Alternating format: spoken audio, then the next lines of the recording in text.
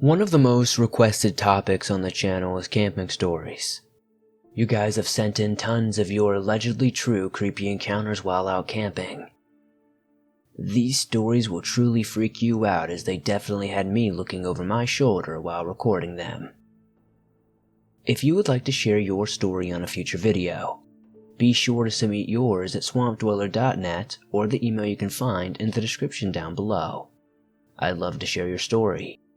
It's stories like yours that keep this channel going. Now, let us dive into these allegedly true, creepy experiences while camping deep in the woods.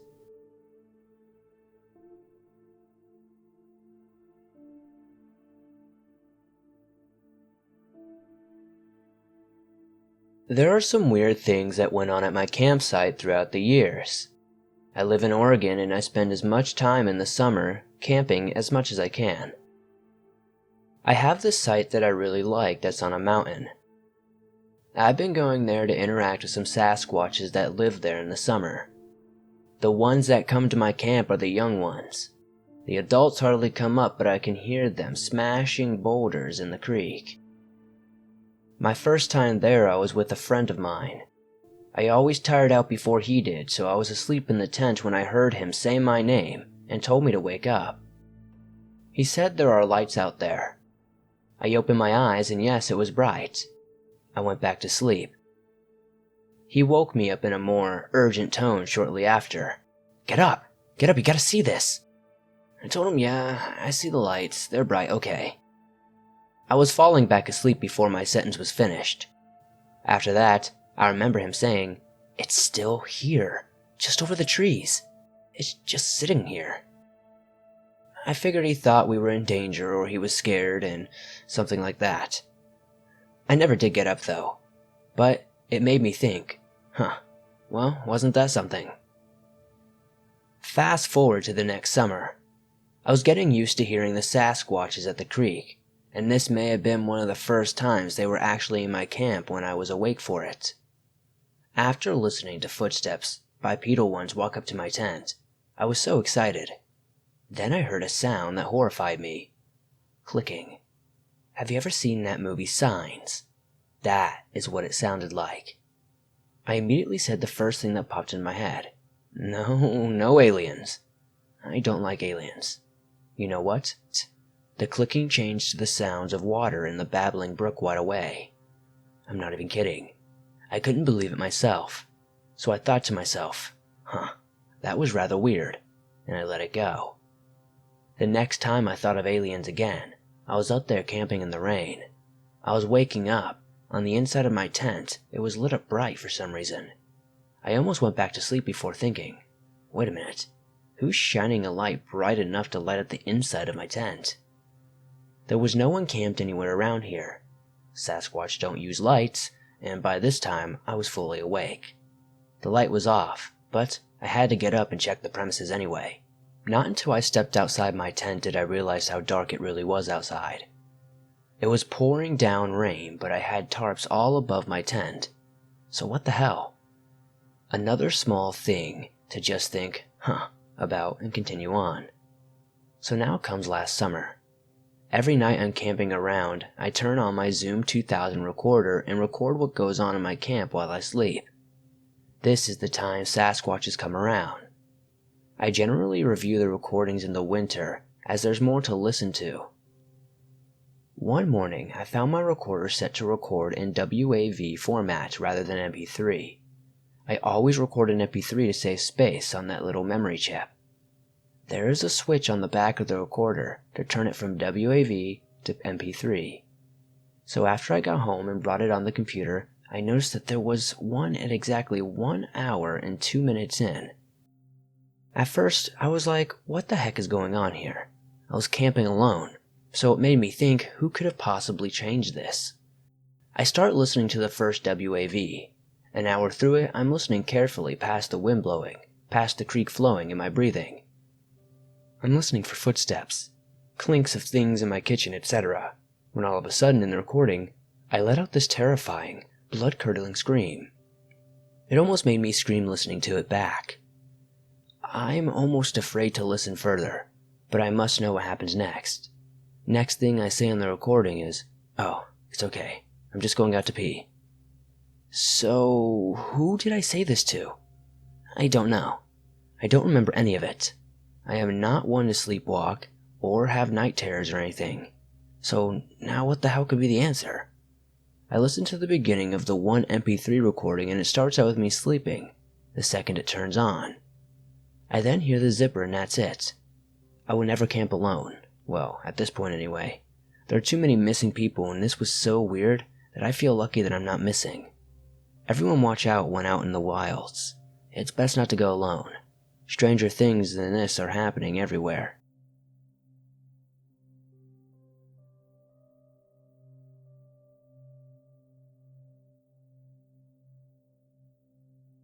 I'm a primary school graduate in Thailand, meaning I'm moving up to high school.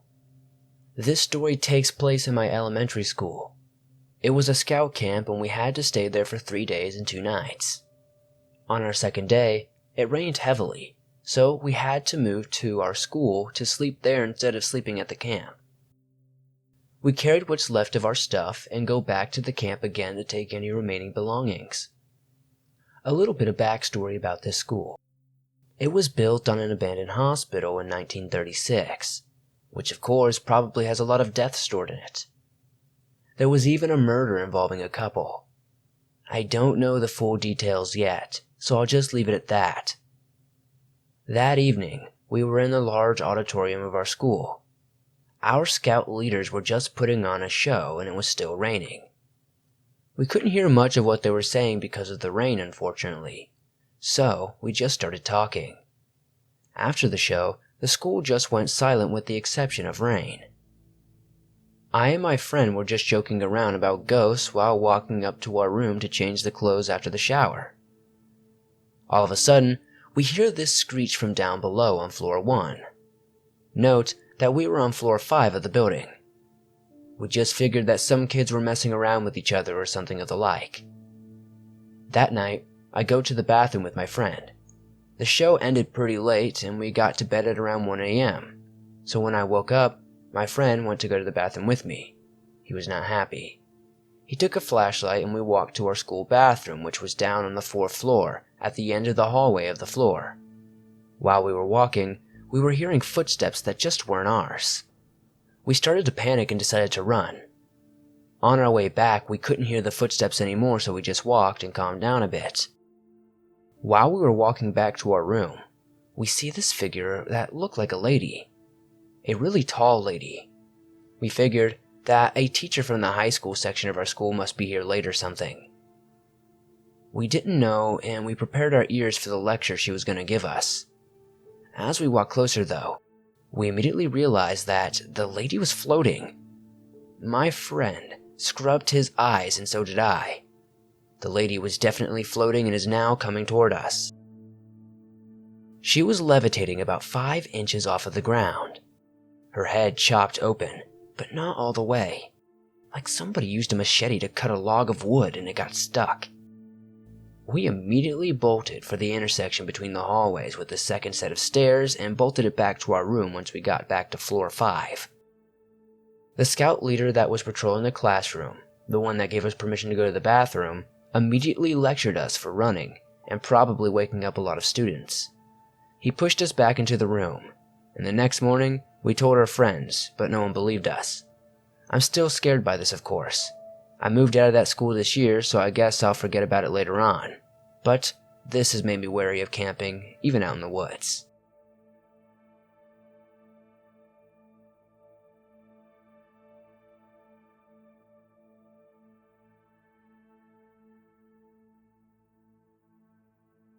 I have been in a relationship for about a year now with my girlfriend, who I will call C for the purposes of this story. She's an international student here to pursue a master's degree. Being from overseas, she missed her family dearly and wanted to fly back for a few weeks to see them. This meant she would miss Christmas and New Year's with me, so she wanted to do something special before she flew back. I decided, right then and there, to take her camping.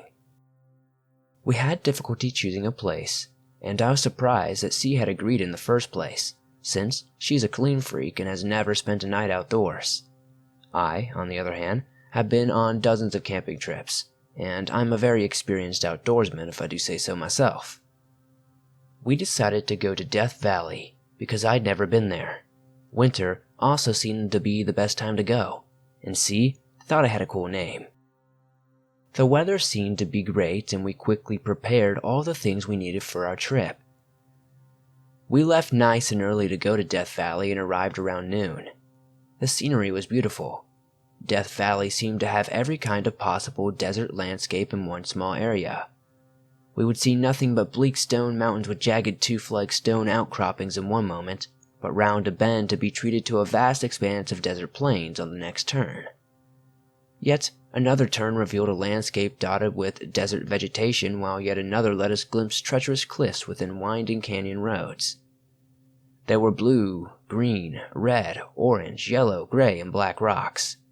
Overall, it was very beautiful. Although the drive took nearly 5 hours, it felt like no time at all since we were enjoying the scenery so much. Death Valley is really a remarkable place, pleasantly surprised me, and all I expected was a mono-colored wilderness of sand and sun-bleached stones. I taught C how to pitch a tent, build a fire, split wood, carve branches for roasting marshmallows, and to cook over a wood fire. After I made a pizza over the fire, we had our late lunch.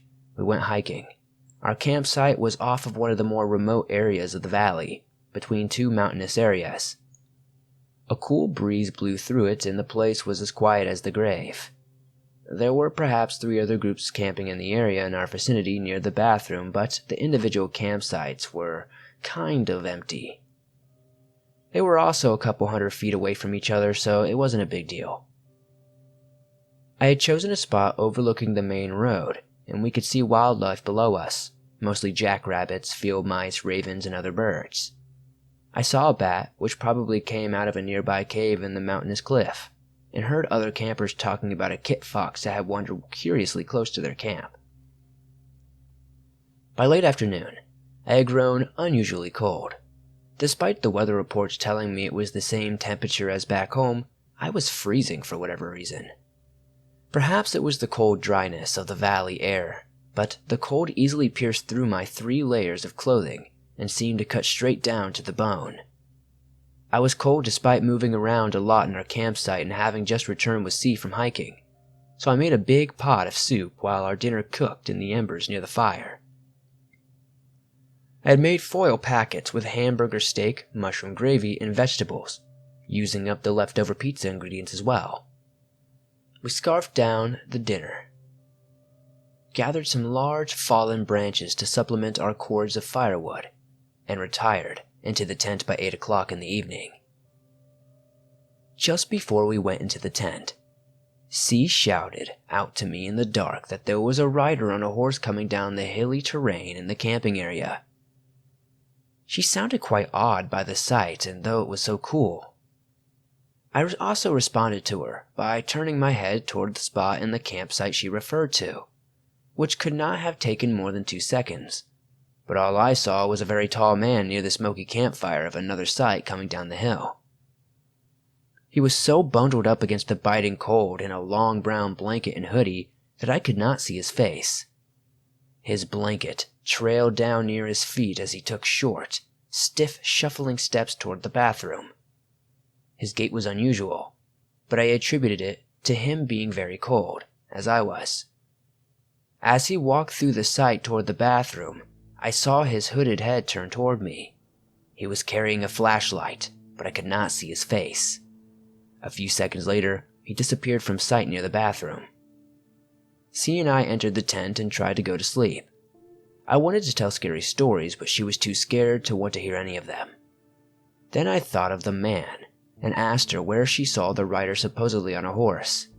I had not seen any horse, just the bundled up man with a flashlight. C gave a completely different account of the situation. She claimed she saw a person with a flashlight coming down the hill, but that he was bobbing up and down and traveling far faster than a person would ordinarily walk. As he went through the darkness of my campsite, she saw that he was on a black horse and he had called out to me. I thought this was strange because I saw no horse and just saw a man. it would not have been possible for me to miss a horse coming down the hill, and when she had called out, I didn't take long to turn around in response in her voice. The area was so quiet I would have noticed a rider if there was one anyway. I tried to tell C that she had to have been mistaken, but she insisted she saw a man on a black horse. She described the shape of the horse's head and the tan color of the harness. I chalked it up to some misunderstanding and cocooned myself into the blankets. Maybe she was talking about someone further up on the hilly campsite and I had simply looked in the wrong direction. Nonetheless, I told her what I saw and I thought that it was kind of weird, but C seemed very frightened for some reason. She said there was just one man and didn't want to listen anymore, and we forgot about it and went to sleep. I woke up in the middle of the night to C nudging me awake and telling me she thought someone was trying to get into our tent. My eyes shot open and I looked all about the tent and zippered entrance. It was just the wind. If someone had been at the tent flap, I would have been able to see their shadow against the campfire's light. I grabbed my machete, poked my head outside to confirm nobody was there, and I found I was right. The campsite was dead silent. I thought I heard footsteps crunching on the gravel outside a few times later, but I was already drifting back to sleep, lulled into unconsciousness by the fierce cold. When C and I woke up, we packed our things and spent the rest of the day visiting the areas in the Death Valley area. In the evening, I drove us back to civilization. Along the way on a desolate stretch of dark highway, C claimed she saw a rider on a horse going the direction we were driving. I didn't see much, and casually mentioned the night before, which almost brought C to tears. According to C, she had put more wood on the fire, gone to the bathroom in the middle of the night, and had an unsettling feeling that she was being watched or followed when she was returning to the tent. She had looked back to see a tall man near the bathroom from where she had just come. Instinctively frightened, she ran back to the tent and went inside.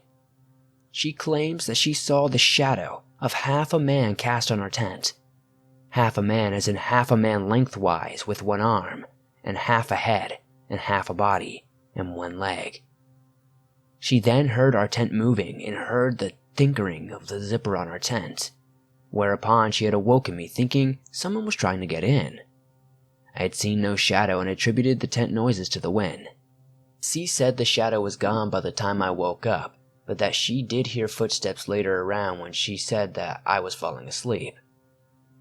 The part about the footsteps was eerie since I was pretty sure I heard footsteps too. Still, I tried to be logical and told her it was probably someone from another camp going to the restroom. Come to think of it, I never did see the tall man go back up the hill to where his camp would have been. I didn't say much to C since I didn't want to freak her out any more than she already was. We were out of Death Valley and back in civilization anyways. We spent the day after hanging out with C's friends and packing up the rest of her luggage. I took her to the airport in Los Angeles and after we had dinner, sent her off. The airport was very crowded, not unusual since it was almost Christmas.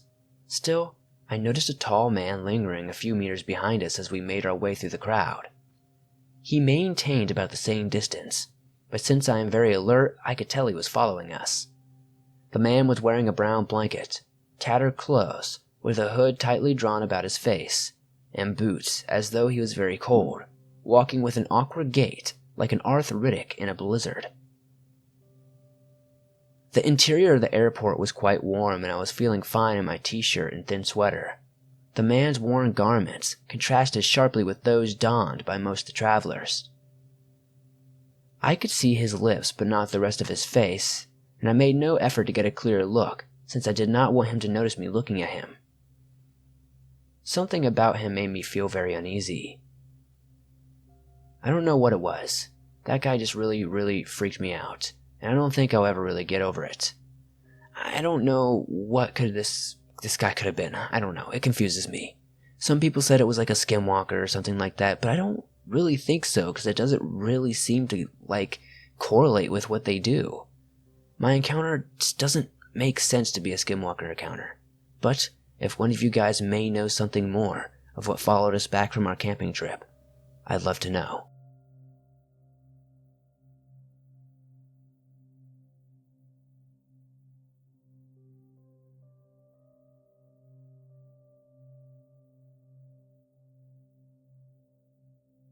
This takes place about 2 years ago. A few friends and I were going camping in some woods near my house to get levered and also try some new bud we managed to steal off my friend's dad. We had never smoked before, so we were all pretty excited. Everyone was pretty drunk. I think there were 4 of us and we were all about 15 years old. We were enjoying our night. We rolled a very crappy spliff and smoked it. We were all pretty giddy. I hadn't even smoked a cig before, so I just ended up coughing and spluttering and not really feeling it. But meh, I was drunk.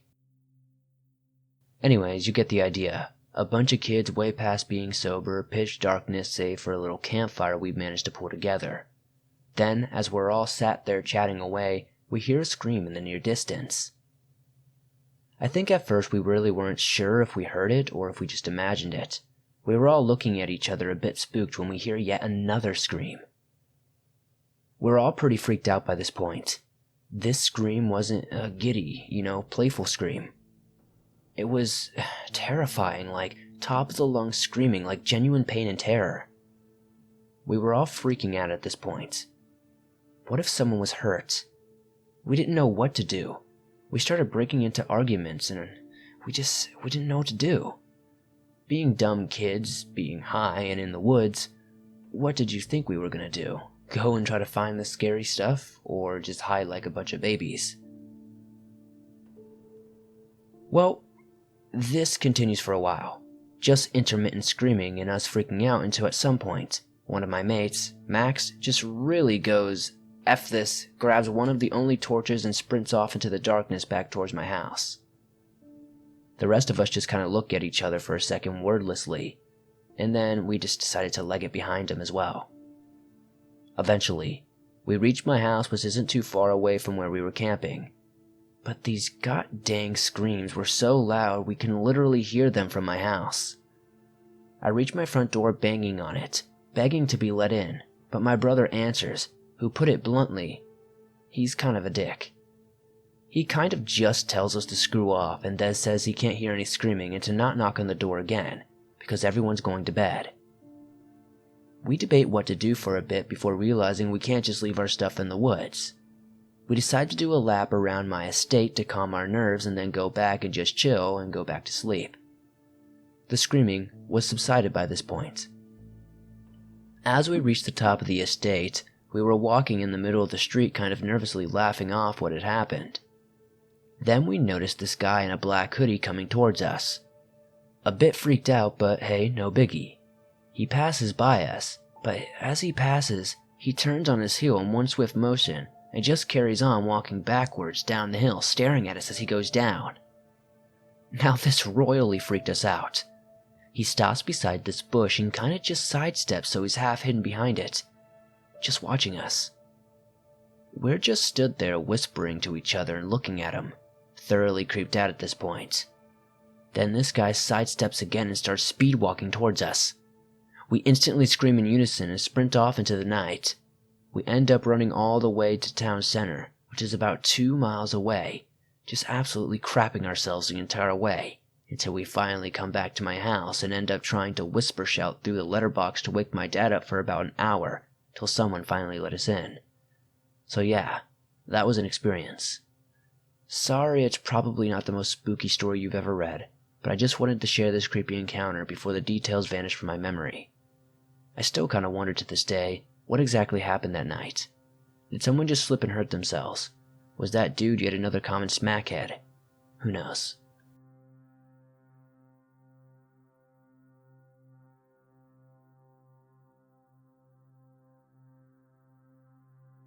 Before I go into probably the scariest experience of my life, you will need a bit of context and background information to fill in the holes. I am a 21-year-old male from the southern area of a Midwestern state. For personal reasons I clarified where, but I will say my town, which is more of a community, is one you're more than likely not to find on a map anytime soon. A bit of a heads up, I am a gay male, as my boyfriend will have his part behind what happened over the most terrifying weekend of my life. You will also need to understand that due to a freak accident, I ended up with 13 surgeries on my left leg and foot. It has been left impaired to the point of not being able to run, jump, or hardly walk at times for that matter. This all took place over the summer of 2017. I had just turned 21, and as a celebration, my boyfriend, who we will call Julian in this for his own privacy, my best friend Hunter, his girlfriend Kristen, and myself all decided to put apart our savings and get a getaway cabin located in the North Dakota woods.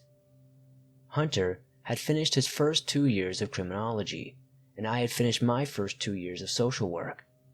For all of these new strides made in our lives, we all sought to have a fun weekend of drinking, smoking, and playing a few rounds of Monopoly. Now, none of the four of us had any real camping experiences, especially in a state far away from our own hometown. The closest experience any of us had had was the one time my father took my siblings and I to a cabin in the Smoky Mountains. Julian, who I still consider the love of my life after an amazing 4 years together, loved being outdoors, but never sleeping on the hard ground. All of this called for a cabin. One we aimed to be located in the middle of nowhere and far from home, mostly to avoid human contact. We had left on Thursday evening, knowing we would want to arrive early enough to the cabin, seeing as the owner mentioned to be there by noon. Something else you should know is that for the long drive, Julian and myself split the driving while Hunter and Kirsten occupied the back seat of the car. This will be important to remember for later. A rule was that as long as we were driving, someone needed to stay awake to keep the driver alert so we didn't run off the road. That being said, Julian and I never slept a peep from the moment we left my driveway to the moment that we pulled off onto the dirt road that leads to the cabin. To this day, I could not tell you how we found it or even where it's at. Not that I'd ever go back. I can tell you that after turning off the interstate, we drove for over an hour on back roads with the help of Google Maps. These back roads taking us through no civilization except a small community with a gas station and for some odd reason, a pole barn. Eventually, the road took us to a gravel drive that within itself must have been 2 hours. I'm not entirely sure how Hunter booked this place, nor did I ask because I never felt the need to know. The cabin itself was actually rather nice. When we pulled up, it was surrounded by trees to the point hardly any light could break through the limbs. Ironically enough, it was like a scene from a horror film. Pulling in, on the front, and the only porch, was a fair enough man. I had spoken early with him on the phone, so when he introduced himself, I knew right off he was the owner. He was rather quick about all the details. Simply to clean after ourselves, that we were responsible for our own food, and that we'd be held responsible for any and all damages. On top of that, he mentioned that reception was a no-go out here, as was hunting, which was also ironic, but we didn't hunt anyways. After that, he left. The layout of the cabin was simple enough. The entrance brought you into the living room with a large sitting area, fireplace, and even a poker in the corner. I remember that specifically because I couldn't help but question how it was oddly standing out. A hallway broke from the living room with an archway to the right, which took you into a kitchen and a dining room all crammed into one. At the end of the hall was a back door that took you out to a jacuzzi. Before that, the back door, right across from another, there were 2 doors that led into 2 separate bedrooms. Julian and I took the one on the right, and Kirsten and Hunter took the one on the left. Another key factor behind this story, throughout the day we spent a large amount of time hiking, playing board games, and drinking. Later into the night, we all spent time in the jacuzzi, continuing our drinking and laughing. It was around 11:30 when Julie and I went to bed. Now both bedrooms were designed the same, a large queen bed, personal bathrooms, and windows that overlooked the woods. It's almost weird how much you can remember after relaying the events countless times in your head to try to remember any parts you may have missed. Now, if you recall back on that, Julian and I hadn't slept a peep for more than 24 hours and had been drinking. You can see where we crashed, and through the first night the events occurred that we wouldn't have noticed them. It wasn't until the arguing war between Hunter and Kirsten erupted the following morning did Julian and I decide to get out of bed to see what the fuss was about. What we hadn't expected was to find Kirsten swarming in tears and packing all of her belongings, insisting that we leave then and now, while Hunter tried to convince her otherwise. My first reaction was to believe that an argument had occurred and she wanted to cut the trip short, which I obviously opposed, having spent good money and gas to make it this far. It wasn't until then did Hunter and Kirsten share a look at what had happened over the night. From what I was told, all was normal at first, but at around 3 a.m., Kirsten woke up with an odd feeling in her stomach. She wasn't sure what caused her to wake up, and as she described it, it was a gnawing feeling in her gut that made her freeze still. Now, from the position she woke up in, her face was looking towards Hunter's, who was still sleeping at the time. She presumed, then, that perhaps the heat of his breathing on her face was what disturbed her sleep, but the gnawing feeling kept on. Behind her was the bedroom window, aiming out towards the woods. To this day, Kirsten thanks the lucky stars that she woke up, Hunter, rather than turn around and face the opposite direction of his heavy breathing. A dangerous move within itself, but better than her second option. From that point, Hunter carried with what transpired that night. When Kirsten woke him up, asking him to stop breathing down his neck, he was very groggy. It was for this reason that he had second-guessed what he thought he saw, but as his vision cleared, he knew what he was looking at. As Kirsten put it, he went white as the moonlight shining in behind her. According to Hunter, when he woke, his eyes didn't fall on Kirsten, as they usually would have, but the window. The split second he woke up, he swore he could have seen hands and a dark face pressed up against their window. When he realized what he was looking at, he woke up immediately, but by then the figure was gone. He at first wanted to put it off as a dream, but he saw what filled him with fear. 2 handprints pressed against the bedroom window. His suspicion that someone had been watching them as they slept came true. It was at that very moment a large pounding came at the door, which was set right out between our bedrooms. The pounding was relentless, almost like he was trying to break through the door to get inside. Kirsten, who had run into the closet, sat there for 30 minutes. Then the knocking just kept coming, while Hunter stood by the bedroom door with his body weight pushed up against the creaking wood.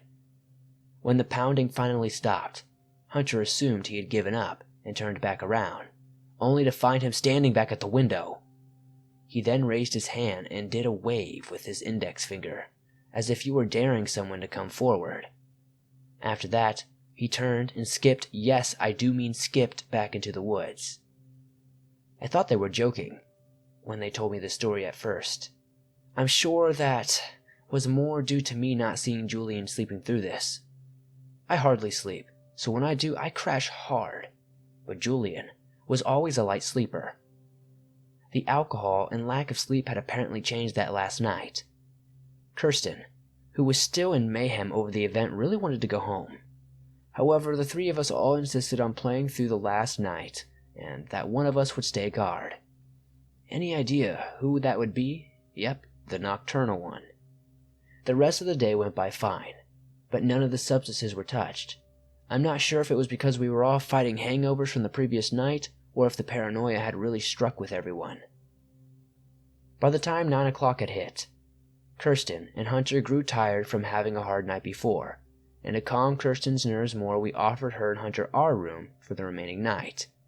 Now, I did agree to keep watch, but I will say I am a very protective boyfriend, especially over Julian, so I intended to keep watch from our room while he slept. When we had gone to bed ourselves, I sat at the top of the bed with my back against the headboard. Julian laid his head on my thigh when going to sleep, something he would do whenever he got nervous or had one of the high night terrors, so I would play with his hair until he fell back asleep. I'm not sure when I dozed off, but when I woke up, the room was pitch black. I found it odd at first because I remember very specifically that this room had the moonlight casting through the night. When I looked towards the bedroom window, I saw a dark figure with the outline of a man. When I made eye contact, he drew back and ran towards the forest line. I raced over towards the window, causing Julian to fall from my thigh and wake up. When he realized the adrenaline pumping through me, he immediately jumped off the bed and ran across the hall to our friend's room, shutting the door behind him. Now, I know how that may seem, but you have to understand this. Julian and I had different lives. I wouldn't say I was upraised as the most straight person. I was abused for a large amount of my life, which only increased when I came out. I also have 5 older brothers who were relentless. In other words, I don't scare easy, and I don't take anyone's crap, especially if I feel like my friends were in danger. I had told Julian previously, before he fell asleep, that at any sign of trouble, run into Hunter and Kristen's room, barricade the door, and tell them to close the blinds. So he did. When I stepped up to the window, I had assumed the man had left.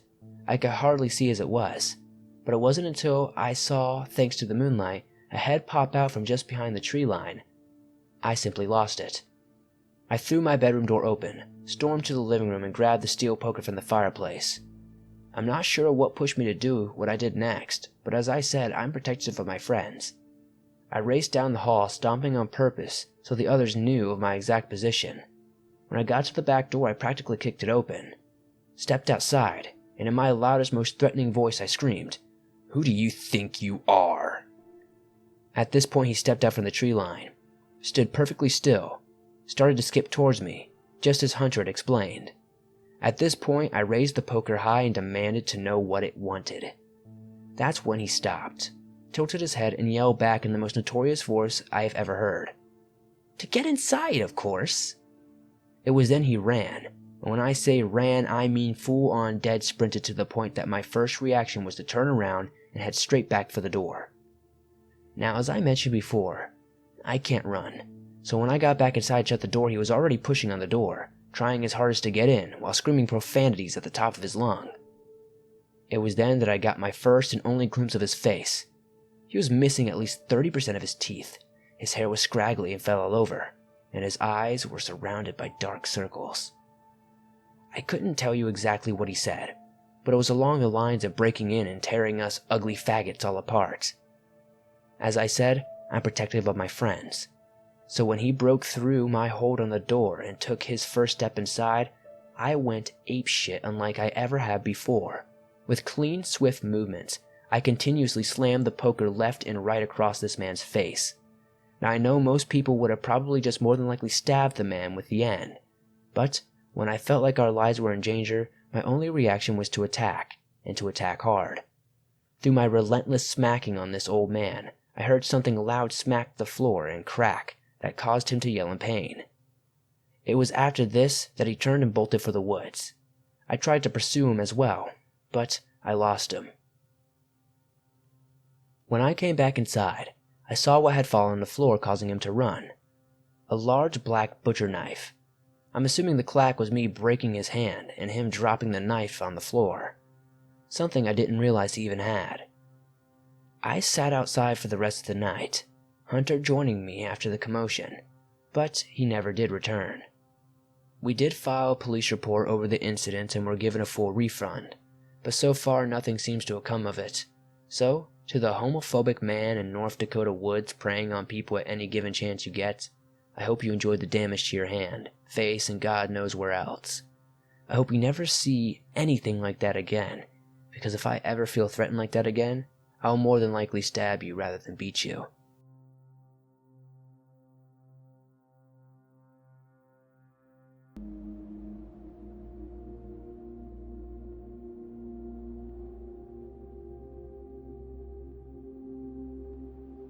I was in the Boy Scouts back in the early 2000s with my best friend we'll call Joel. As normal troops do, we had campouts every now and again for badges and to bond with others in the troop. The thing I didn't realize was when I went on this trip, it'd be the last time I ever went camping. During the meeting for the campout, we were informed by our scoutmasters that we'd be going to a very well-known military base by the California coast. On the trip over, my friend carpooled with me, and we arrived a little later at around 9 p.m. From here, we set up our tent with help from other friends, and my older brother, who was an Eagle Scout. We went on a hike soon after, and then roasted marshmallows before our scoutmaster sent us to sleep for the night. My best friend crashed while I went to brush my teeth. A few miles away from the military base was performing artillery training, so it was pretty awesome to listen to it and talk about. Soon enough, I noticed something in the sky. It was hovering and completely silent, which was very unlike the jets that would sometimes do flybys. I also want to add, I don't believe it was a helicopter, as again, they make noise. The actual object in question was about 6 stories high in the air and was a blue spherical light. We stared at it for a good 20 seconds before it suddenly shot out of view. We were absolutely amazed by what we saw, and soon after, headed to our respective tents and headed back to sleep. The moment I got into my tent, I tried to tell Joel what I'd seen, but he just brushed it off and went back to sleep. Later that night, I was awoken by something and got out of bed. I had a bad feeling. I looked outside and saw a blue light. After a bit of struggling, I was able to wake my friend up, and he was confused and surprised by the blue light as well. While staring at the ball of light, I asked my buddy if his head hurt. He agreed that his head did hurt too, and I felt the same, and it was excruciating, but strangely bearable as well. The next thing I knew, everything went black. We awoke the next morning later than anyone else. While eating some eggs, one of the dads asked the scoutmaster what the blue light outside was after lights out. I was shocked to hear others notice this as well, but I also felt good knowing I wasn't crazy. That's when the same guy asked what was on my arm, and to my shock, I looked down and noticed 2 triangles made of 3 circles each, one facing right side up and one upside down, with a space between and a line made of 2 circles on the left side. Joel looked down and found the same on his arm. What was interesting was, the marks had little indentations. I guess that's what you would call them or something, where it looked like a needle had been placed in the middle of the marks. The marks themselves looked almost like a tattoo, but they were inflamed as something had gone into our skin. Later on, my mom saw these, freaked out, and took me to a dermatologist who claimed in 30 years of doing this job he had never seen anything like this before. Joe and his mother did the same and were just as perplexed. I remember every time I touched the marks I'd feel a burning sensation. I can say though, without a doubt, there are definitely things out there we don't understand. That night will likely remain a mystery the rest of my life.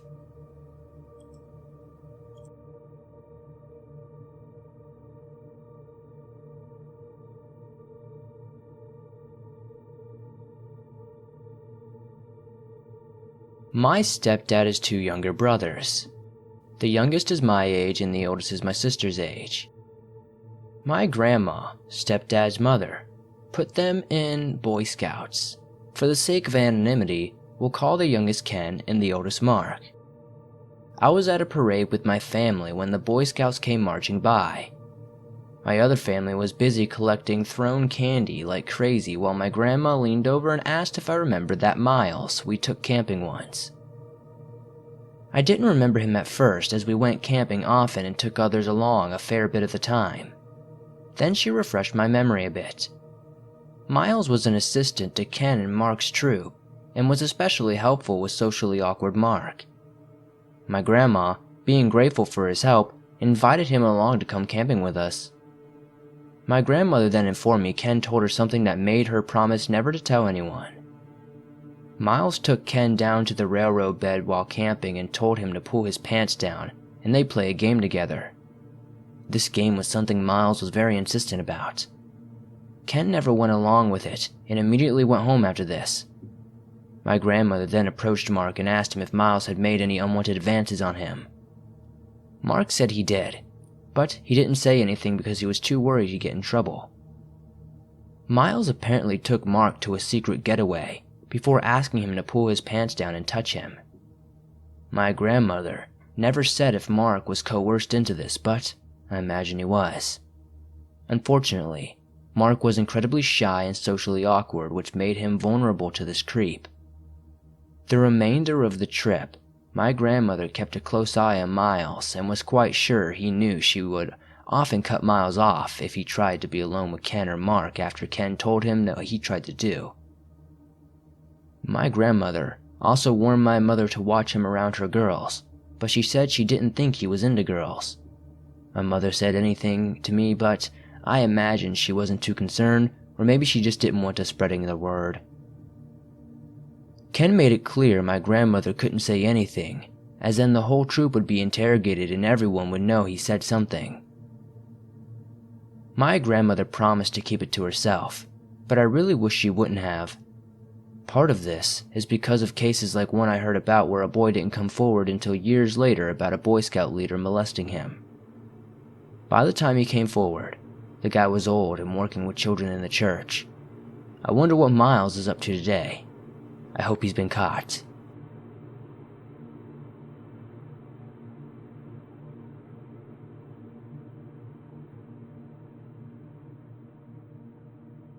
When I was 19, I was a Venture Scout, which is essentially Boy Scouts for older kids and gender mixed. I decided to go on a week-long scouting trip with a friend of mine. Unfortunately, a few days prior to the trip, my friend bailed on me. This was a pain, of course, because it meant I'd be going on a hike in the mountains with a bunch of strangers. Upon arriving at the trip, I was the only Venture Scout, and only female. At first, I thought it might be a bit awkward, and it turns out most of the Boy Scouts were rather chill and kind. Although they weren't used to camping with girls, they accepted me as one of the guys. That said, there was this one guy, Danny, who from the first day of camp wouldn't stop staring at me. I find it awkward, but assumed maybe he was awkward or socially inept with women, and so I tried to brush it off. The next day we were paired off in twos and I was paired with Danny. The guy seemed a little too excited about hiking alone with me. His eyes were a bit too wide and it made him look a bit crazed. That said, he was a small guy, and so I figured I'd be able to handle him if I got out of turn with him. The guy was only 5'7", slightly shorter than I, and had unkempt hair. Prior to setting out on the hike, he had the gall to ask if I needed any help applying sunscreen. I told him no, but he persisted on asking. He was so insistent till one of the guys called him out on it. While on the hike, he then kept probing me about my age. I told him I'm about 19 or 20, but then he'd get all creepy and tell me not to lie. He said I was too innocent to be that old. Young innocent girls are the cutest, he'd say. Next, he started asking me questions about where I live. Did I have siblings? What was my favorite color? This seemed much more innocent until he asked if I had ever heard of BDSM. I was caught off by this, and didn't like it at all. I kept dropping hints to drop the subject and pretended I didn't know what he was talking about. This is when he kept going on about it. He talked about tying up girls, hitting them, and burning them. I kept my chill, I won't lie, and to say I wasn't extremely uncomfortable was definitely not the truth. Internally at this point, I was just fed up. I didn't want to show weakness, thinking he'd get off on that. All I kept thinking was he really continuing on with this? This is when he began complimenting me. He began saying he didn't see a lot of girls these days with such pale skin. He'd asked if I used a moisturizer while trying to touch my hand. I decided to keep my arms on my backpack straps and away from him while he decided to tell me about my pale skin and how it was the most beautiful because you can see the burn marks and bruises more clearly. I felt sick and my stomach was turning knots now. Danny thought it was a good idea to ask if I was a virgin and if I was into rape fantasies. He then asked if I wanted to play rape roleplay with him.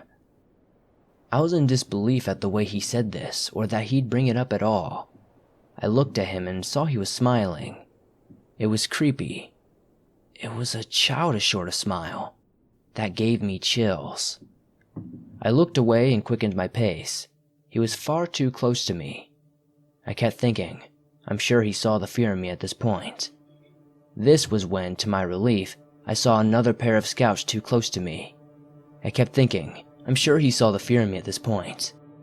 This was when, to my relief, I saw another pair of scouts ahead of us. I ran up to them suggesting, practically begging them, to pair up. They declined at first because we were supposed to be in groups of 2, but upon seeing my panic and distress, they agreed to tag along with us. We hiked to the top the entire time, and I made a point to stick close to the 2 other boys. On the way down, they asked if we wanted to trade partners.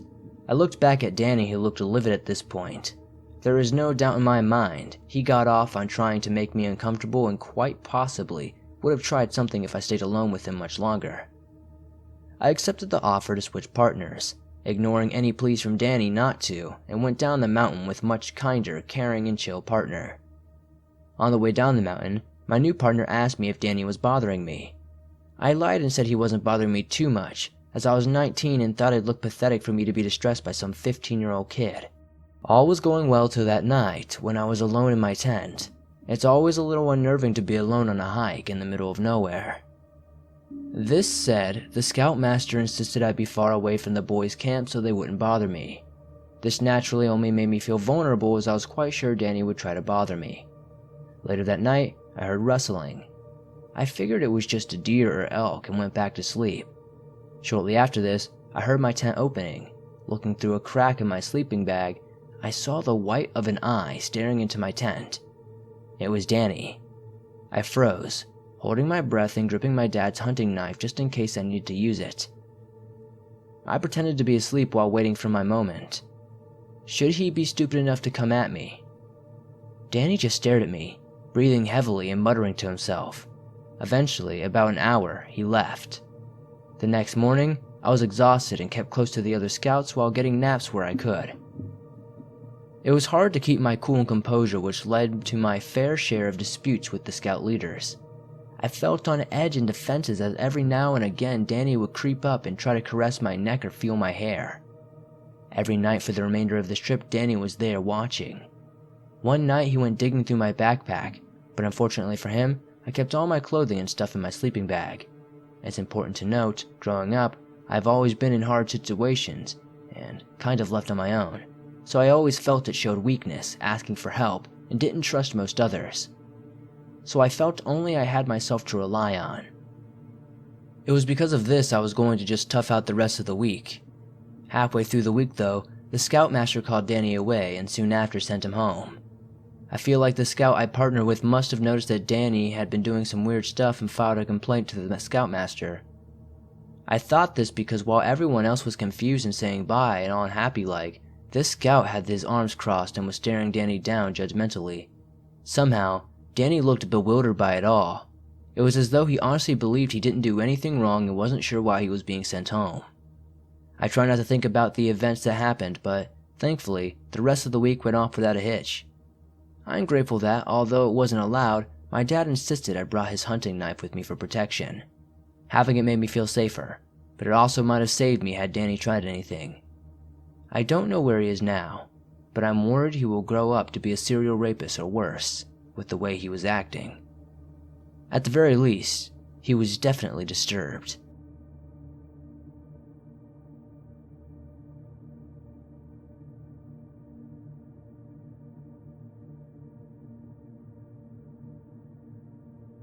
So this happened a few years ago. I was 12 and it was my first year as a Boy Scout. During our summer camp, we have this thing in Belgium where we go for a big hike during 3 days, and where we have to find people willing to host us for the night. This is how it got creepy. So after a long day of walking, we arrived at this village, and were about to start looking for a place to sleep. At this point we see a little old lady talking with another old guy, who is there with his dog. As soon as she sees us, she tells the man, "Here they come." The man and his dogs then proceed to walk down the road and away from our group. Seeing this, our leader, he was 16 at the time, decided to ask the old lady if she could help us. She just pointed to the guy with a finger and said, "Follow him." We did, and the guy was walking in front of us, then stopped at an old barn. He opened it and told us, "It's here." He then left. The barn had one of those doors that can only be opened from the outside. We were creeped out but glad not to have to look anywhere else to stay. So we stayed there. There was an upstairs in the barn while we slept in the hay, as far as possible from the stairs. In the morning, happy to be alive, we got a good look at the barn.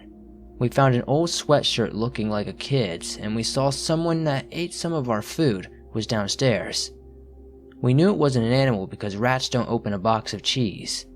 Needless to say, we quickly got out of there and left the village.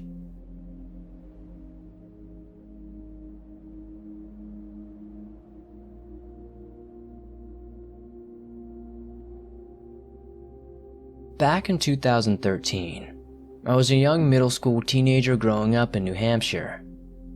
I loved the outdoors and was a member of my local Boy Scout troop. We met up for troop meetings once a week and went on camping trips once a month. We always had a great time on these trips, but on this particular trip in April, my patrol leader did not attend, and therefore, I was asked to do a lot more than I was used to. Whether it was collecting more firewood, cooking our food, and of course, staying up late for the leader's meetings that lasted until 1 a.m., it was exhausting and I had little energy when I returned to my home, just waiting to play Infamous 2 on the PlayStation 3. My sister was waiting for me to be at the house, and 10 minutes after I plopped down on the recliner to play video games, she asked me if we could go into Boston to see the big race with her and my grandmother.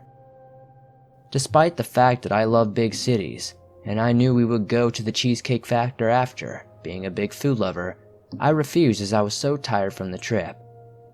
My sister got really upset and begged me to come with her, and despite the fact that I was a pushover at the time, I said no. I was too tired and didn't want to do anything. My sister didn't want to go if I didn't, and the plans were cancelled. On April 15, 2013, the Boston Marathon bombing occurred, killing 3 people and injuring hundreds. Had I not been so lazy, I could have been paralyzed or killed in those explosions, as I know my grandmother would want us to be at the finish line. Always listen to your gut. It could save your life. God bless the victims of this terrible tragedy and their families.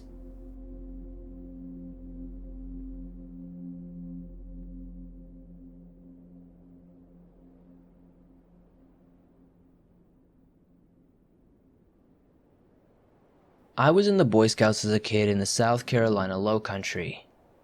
We go on campouts about once a month, and one of the campsites we used pretty regularly belonged to a local guy who owned some land way out in the country and let our troop use it for camping. The actual campsite was in a wooded area in the center of a big open field that was maybe 20 acres. The guy who owned the land wasn't a full-time farmer, so he had plowed the field but never actually planted anything, and the dirt had kind of settled and scrubby grass had started to grow. I don't know. I'm not a farmer. Maybe there's some kind of term or something for that. Anyway, the western edge of the field was a dirt road that eventually led to the highway. The northern edge of the field was an old spot where planted trees were. It was practically a forest. The southern used to be a forest, but it was in the process of being turned into farmland and the trees had all been torn down but not removed, so it was just a wasteland of fallen tree trunks and roots. The eastern edge was a swamp, and there's some nasty stuff in swamps in South Carolina, so we never really explored it.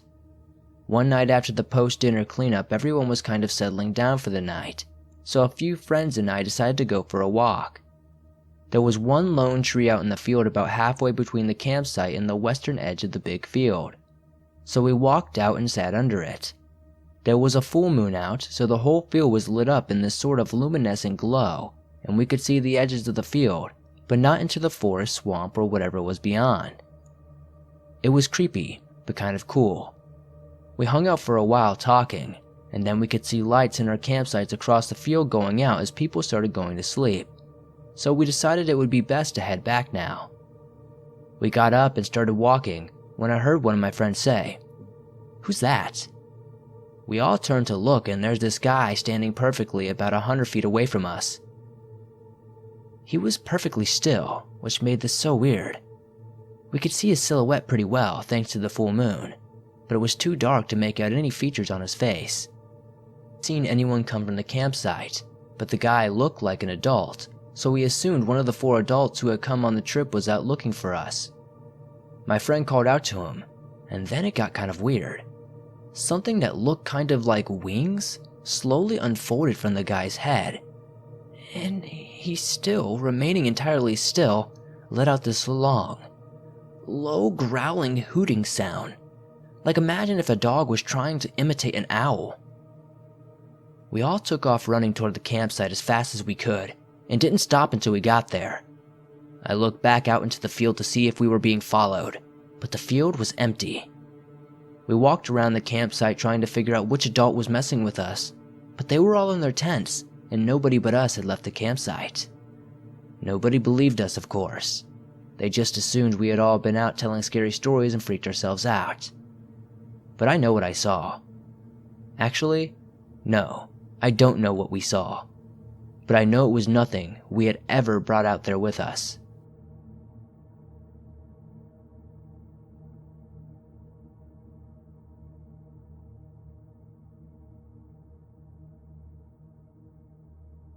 When I was 12 or 13, my Boy Scout troop was going on a camping trip to Gettysburg.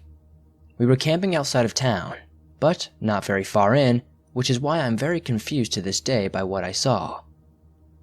We were camping at the edge of the trees, in a field, and we were about to eat when I was asked to find the others down by the river. I went over and began calling out for the other scouts a few times, expecting them to come into view shortly. However, what I saw come into view instead was a black silhouette that looked like it was wearing a cap, a backpack, and a rifle.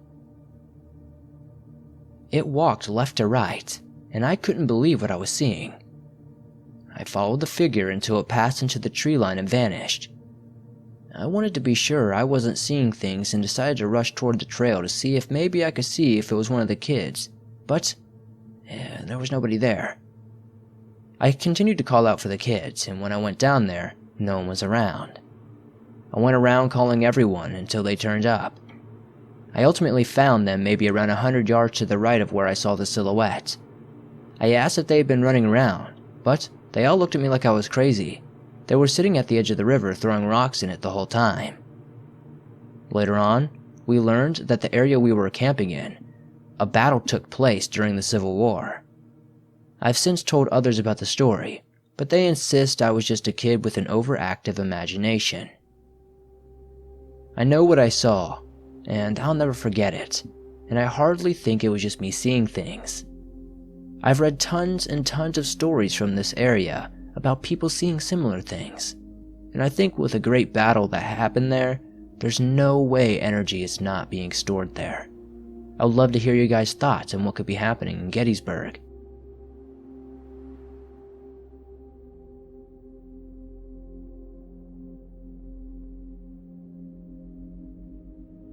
So growing up, I went to a pretty big 900-acre and well-known Boy Scout camp in Ohio. The staff would always tell stories of ghosts and omens in the camp. The camp had a heavy Native American influence. I always thought these were just stories. But one summer, when I was working there and experienced a lot of things for myself, kind of changed everything. A few more notes about the camp are, this camp does not have much electricity, with a few exceptions, and the campsites were just canvas tents and open pavilions and a latrine.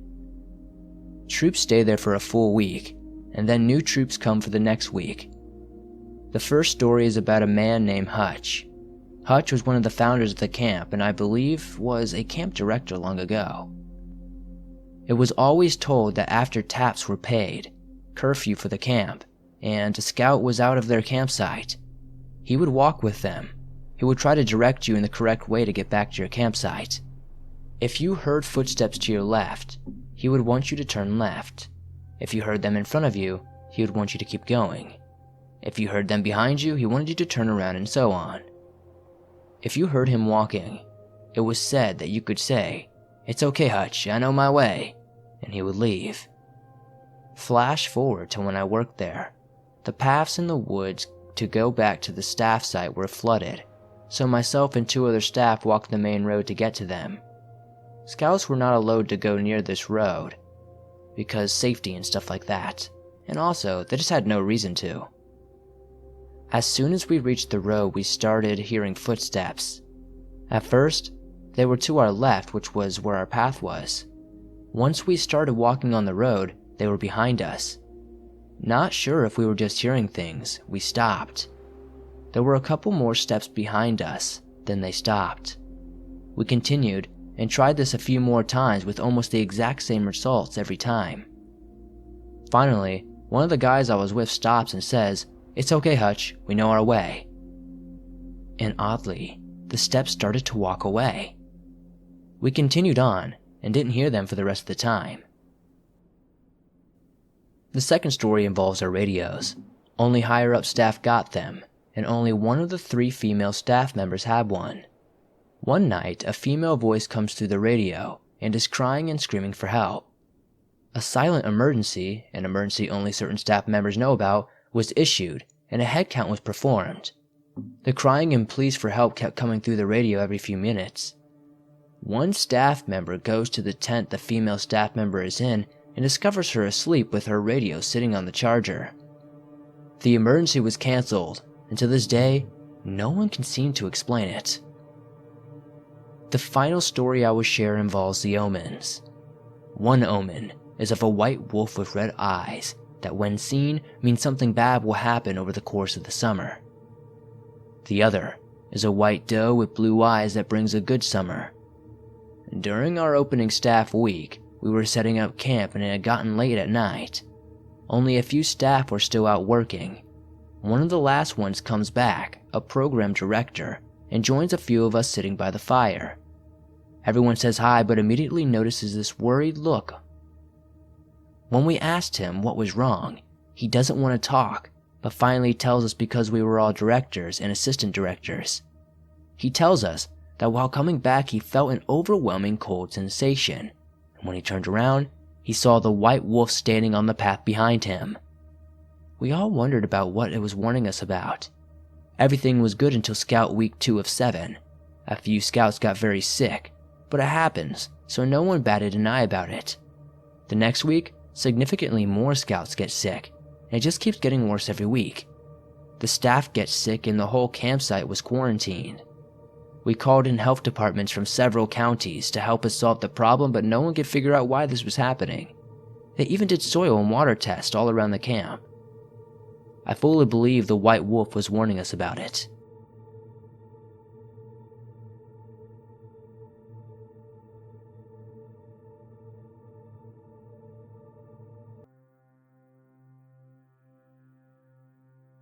Thanks for listening to these allegedly true, creepy camping stories. That last one was really a doozy. It was probably one of the creepiest camping stories I've read in a long, long time. If you have a story you would like to share in a future video, be sure to submit your story at swampdweller.net or the email you can find in the description down below. I'd love to share your story with everyone here in the swamp. It's stories like yours that keep this channel going. If you enjoyed these stories, please hit that like button as it helps me out a lot.